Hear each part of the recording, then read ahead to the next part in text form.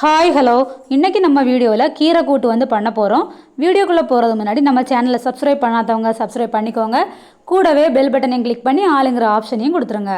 First இந்த recipe பண்ணுறதுக்கு ஒரு கட்டு பச்சைக்கீரையை வந்து நான் எடுத்திருக்கேன். சின்ன சின்ன பீஸாக கட் பண்ணி எடுத்துக்கோங்க. ஒரு பெரிய வெங்காயமும் கட் பண்ணி எடுத்துக்கோங்க. ஒரு கடாயில் எண்ணெய் சூடானதுக்கப்புறமா கொஞ்சமாக கடுகு, உளுந்தம்பருப்பு, கருவேப்பிலை போட்டு நல்லா பொரிய விட்டுருங்க.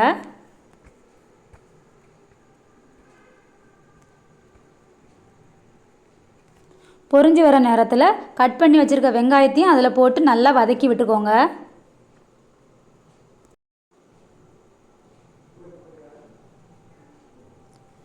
வெங்காயம் நல்லா பொன்னிறமாக வதங்கணும்னு இல்லை, லைட்டாக வதங்கினா போதும். இந்த ஸ்டேஜில் கட் பண்ணி வச்சுருக்க கீரையும் அதில் சேர்த்துருங்க. ஒரு நிமிஷம் மூடி போட்டு நல்லா வேக விட்டுருங்க. லைட்டாக வதங்கியிருக்கு. தேவையான அளவு தண்ணி சேர்த்து ஒரு 5 மினிட்ஸ் மூடி போட்டு வேக விட்டுருங்க.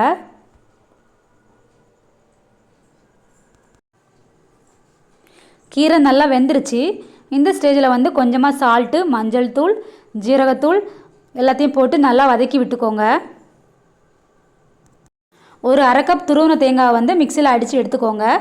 அதையும் போட்டு நல்லா வதக்கி விட்டுக்கோங்க. தேங்காயோட பச்சை வாசனை போகிறதுக்கு வேண்டி ஒரு 2 நிமிஷம் வந்து மூடி போட்டு வேக விட்டுருங்க.